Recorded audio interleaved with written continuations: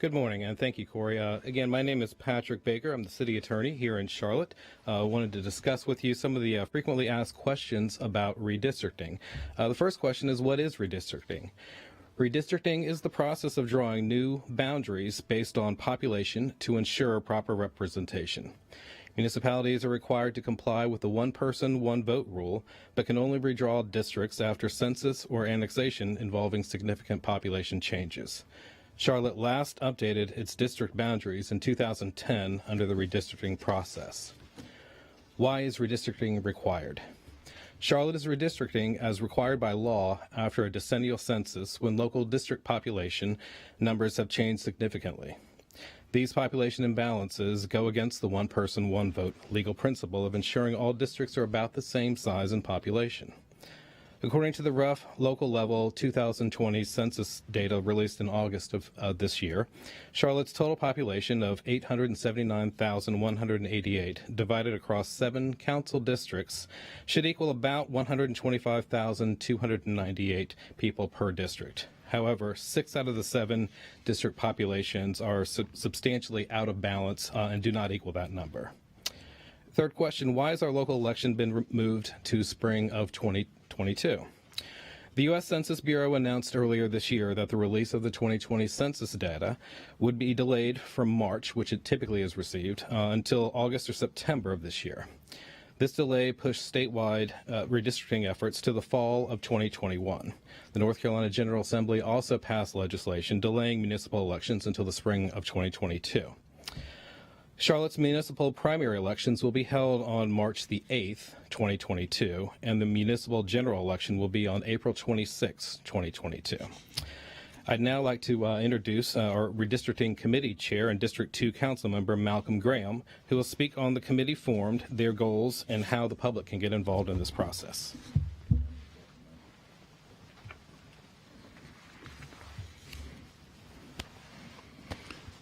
Thank you, Attorney Baker. In July of this year, Mayor Lyles charged the committee in anticipation of the 2020 U.S. Census data. Mayor Lyles set up the redistricting committee, chaired by myself with council members Ashmere, Driggs, and Phillips serving as committee members. The City of Charlotte also contracted with the Charlotte area law firm Parker Poe and land planning firm and Focus to assist with legal, demographic, geography information system services throughout the redistricting process. Based on the input from the Citizens Advisory Committee and Governance and Field Council's general consensus to the recommendations from the Budget and Effectiveness Committee presented on June 28th, the committee charges as follows. 1, importance of the first order is district must be equally populated, one person, one vote, which is a requirement. Districts should be reasonably compact. District boundaries may follow neighborhood boundaries or the boundaries of area containing residents sharing similar interests. These are really important. The importance of the second order is district boundaries may follow precinct boundaries. District boundaries may be drawn considering the race of district residents as long as the race is not the predominating motivating factor. Districts likely to be impacted by future annexation or growth rates may be smaller to minimize impact of future annexations on future redistricting. Lastly, district boundaries may be drawn to avoid contests between incumbents. There's a calendar that the committee has already been accepted, and the rollout is the following. The committee first met on August 23rd, and we met again on August 7th. The next committee meeting will be September 20th. Other important dates are as follows. These are really important. 1, September 30th is the deadline for the U.S. Census data. October 5th is our public engagement session. October 18th is a public hearing required by law after receiving census data and before new districts are adopted. November 8th is our presentation of district recommendations to the full City Council. November 12th, deadline to notify Mecklenburg County Board of Elections if a redistricting plan will be not reached by November 17th. We have to have this plan reached by Council to the Board of Election by the 17th. November 17th is the deadline to report new districts to Mecklenburg County Board of Elections. And lastly, December 6th through the 17th, filing period for delayed municipal elections occur. If the city does not provide a redistricting plan for the Board of Election by November 17th, the due deadline for City Council to adopt and provide revised districts to the Elections Board becomes December 17th. The opening date for candidates to file then moves to January 3rd, 2022. March 8th is the partisan municipal primary, and April 26th is the general election. Lastly, this is really important. One of the things that we really want to do is get a lot of public input. We want to be open, we want to be engaging, and we want to make sure that the public is a part of the process. So we encourage the public to do the following. They can attend the virtual public engagement session on Tuesday, October 5th at 6 p.m. You can register at cltgov.me/redistricting. That's cltgov.me/redistricting. They can attend the public session on Monday, October 18th. If you can sign up to speak at the hearing by visiting at cltgov.me/redistricting. If you can attend either of these sessions, your feedback is welcome at redistricting@charlottenc.gov. So we really are happy that we're moving progressively forward in terms of putting our plans in place. The committee has already had 2 meetings. We're really excited about where we're headed with this information. Our goal is to follow the data as it leads us to making rational decisions on behalf of the citizens of Charlotte. We want your participation. I've announced those 2 dates that you can follow with us. And we want your public comments. Again, you can register to attend the October 5th or public engagement session at cltgov.me/redistricting. Thank you very much. And I think we will take questions from Mr. Baker. We also have Mac McCauley here from Parker Poll, as well as our city attorney, Mr. Baker. So we'll take any questions that you may have. Thank you, Mr. Graham. Our first question this morning will go to Brett Jensen from WBT Radio. Go ahead, Brett. Hi, thank you.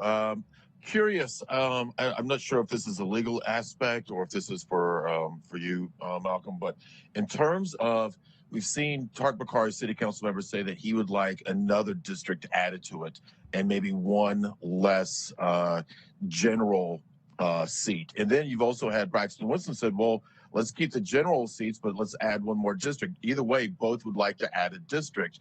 Is it possible to add districts? And if so, what is the likelihood of that happening?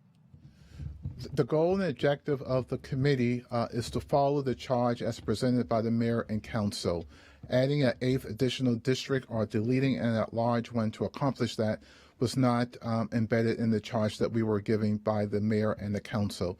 So the redistricting committee will not be going in that direction unless authorized by the mayor or council. Our next question will go to Joe Bruno. Joe, go ahead.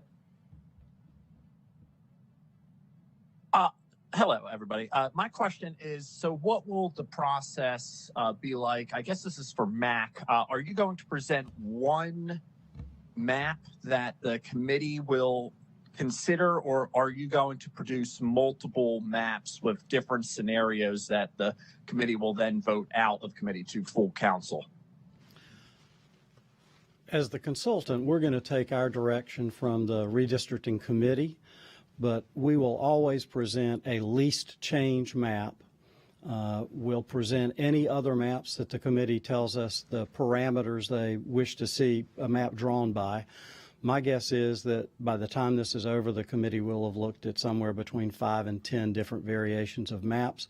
It'll be up to the committee to decide which one of those or which several of those to put in front of the full council for decision.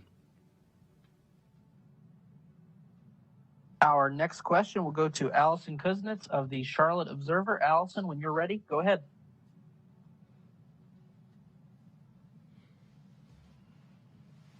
And these maps will be available. And as far as the public engagement session, how many maps will be available then, and other public engagement you're doing to ensure that problems similar to the 2040 plan and people being concerned they weren't consulted, how will you make sure that all different communities are represented in the redistricting process, that they get their say, and that it's not just this one engagement session you talked about?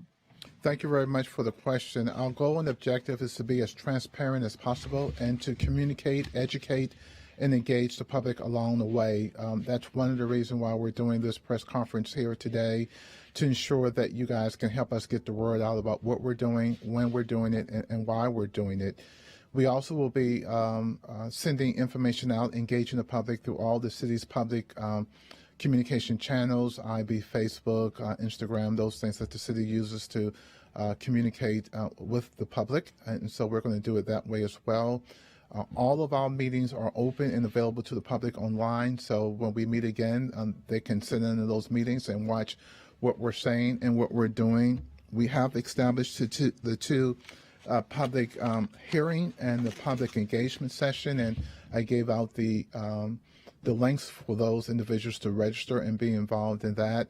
It is my anticipation that when we do have the first public engagement sessions, maps will be available for public review and comment at that time. As Mr. McCauley said, there will probably be 3 to 4 options that we put before the community for consideration, as well as the council.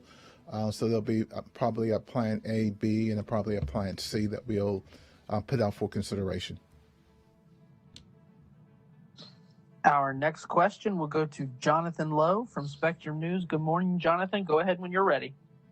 Good morning. Thanks, Corey. And good morning, Councilman Graham. My question is, can you explain, can you explain, as far as the council members that are on the committee, how those were chosen and why it's majority Democrat and why there's only one Republican on the committee? Well, the committee was selected by the mayor of Charlotte, Val Lau. She selected the members of the committee, named me chairman. As you know, we have 11 members on council, 9 are Democrats, 2 are Republicans. So I think the makeup of the committee reflects the balance on the council itself. Our final question of the first round will go to Steve Harrison. Steve, go ahead with your question. Yeah, thanks. Malcolm, you and I talked about this last week, about the committee's decision to kind of remove that piece of the criteria that talked about partisan balance and trying to maintain a partisan balance. You had said that you guys did that because it's just not possible in a blue city like Charlotte to have these districts be equally balanced. But in terms of the District 6 issue, is keeping the partisan balance in District 6 something that the committee is going to consider? Part of what we're going to do as a committee is follow where the data leads us and make those decisions according to facts and figures on the ground. And so there's no determination what District 2 is going to look like. There's no predetermination what District 6 is going to look like. We're going to take our time and review the results when they come in. We also are going to talk to all our district council members to talk specifically about things in the districts that are important to them. And then we will sit down and draw the maps accordingly. And so there's no predetermination whether we're going to try to keep a specific districts. Obviously, the spirit of what we want to do, right, while we remove those 2 language, because I believe, and the committee agreed by a unanimous vote that we want to provide realistic expectations not only to the community but also to the council as well. As you know, Mecklenburg County is really, really blue, right? We have 9 members on city councils that are Democrats, 2 Republican. The county commission is all Democrats, and the state delegation, I think, has maybe 1 Republican member out of about 18, 19, 20. And so, again, I think that lets you know how this is going to play out. Obviously, it would be great to have a partisan balance. I think that's really important. The goal is not to have 9-2. The goal is just to draw the the numbers, draw the city and the map according to the data. And I think, just by knowing the numbers as I do, and I think we've talked about this as well, there's certain to be a Republican district for sure. District 7 doesn't have to have any changes at all. It's right at 124,000. District 6 will probably, anecdotally, probably be a toss-up based on the numbers, but that has to be bear out by the facts and the data. And so that's what we're going to do. We're going to allow the city planning, Mr. McCauley, to do their jobs and make their recommendations to us. And so we'll follow their recommendations. We'll turn it back over to Joe Bruno. Joe, go ahead with your second question.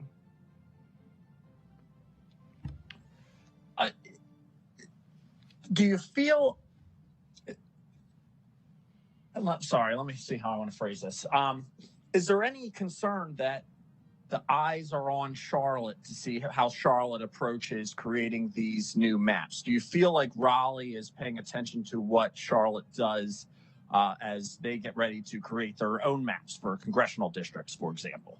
Well, having served in Raleigh for 10 years, they always pay attention to what we do here in Charlotte. And that's why it's so important that we be transparent, that we educate the public, that we engage the public, that we do press conferences like this so we can inform the public in terms of what we're doing.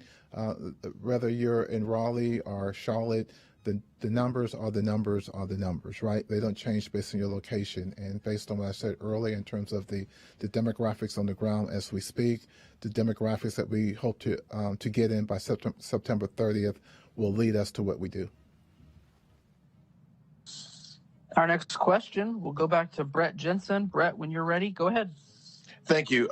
Malcolm, just for the average citizen, we're talking about the demographics and everything. Can you explain what data you do and do not look at? Do you look at gender? Do you look at race? Do you look at which party they've registered for? What all do you look at when it goes into redistricting? I want to have our Mr. McCauley answer that question for us.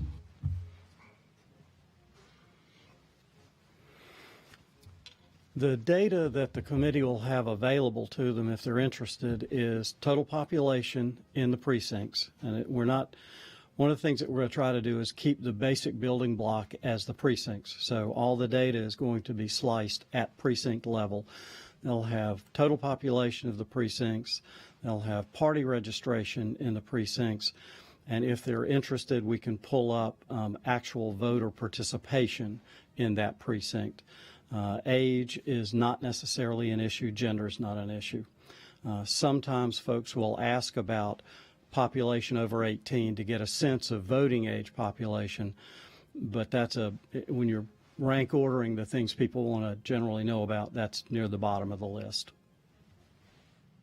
So I understand, just to make sure I understand. So you're basically, the big thing that you look at is which side of the aisle they're registered for, whether they're Democrat, Independent, or Republican. That's the main thing that you look at. Is that correct? The main thing we look at is total population. That's the constitutional requirement, that the districts be roughly equal in population. But in a partisan election system like this one, where people are elected by party, the candidates and the public and the two political parties are going to want to know what the political makeup of each precinct and each district is and any final maps that are considered. So, no, the most important thing is total population by census data. Second is very likely to be party registration, and it's on a par with race. We will go back to Allison Kuznets. Allison, when you're ready, go ahead with your second question. I'm okay for now, Corey. Thank you. Okay. Jonathan Lowe. So, Councilman Graham, as you probably are aware, due to your service at the state level, redistricting is a contentious subject here in North Carolina. Do you have any concern, number one, do you have any concern that may affect public participation in this process? And number two, how do you plan to overcome that? I know you just went through a lot of efforts to involve the public, but encouraging that involvement, how do you plan to do that? Well, again, by hopefully doing more of these type of informal communication with the media, again, we'll do it through all the social media channels that the city has at its disposal. Obviously, the political parties in town are going to take an interest in this, as well as the political junkies in town, right? And so I think those who are closest to it politically will find the topic very interesting, and their participation will be a given. And I think just educating again throughout those channels and encouraging people to attend both the public engagement session, right? And so we're going to communicate with all council members, encouraging them to share with their constituents what we're doing, why we're doing it, when we're going to do it. And hopefully you guys in the media will help us out as well in terms of educating and informing the public through your news reporting about what's important and which dates are important. And right now, those dates that are really important for us is September 30th, which is when we should receive the last data dump from the Census Department, the Commerce Department. October 5th, the public engagement session, and October 18th, which is required by law, the public hearing. And so we'll be marching towards those dates and hopefully begin to communicate those dates out and how folks can participate along the way. So to our reporters on the line, we've gone ahead and lowered everyone's hands. So if you do have one more question that you'd like to ask, we'll give you a couple seconds to utilize the raise my hand feature. Otherwise, we'll end in just a moment. I'll give you all a couple seconds. Okay, there are no more questions. We appreciate all of our reporters for joining us this morning. Special thanks to Mr. Graham, Mr. Baker, and Mr. McCarley for your time this morning. Quick reminder to our reporters, video from today's press conference will be uploaded to the Dropbox link that I provided to all of you approximately 30 to 45 minutes after the conclusion of this event. If you need anything from us in the meantime, you know how to reach us. We appreciate everything and hope you all have a great rest of your Monday.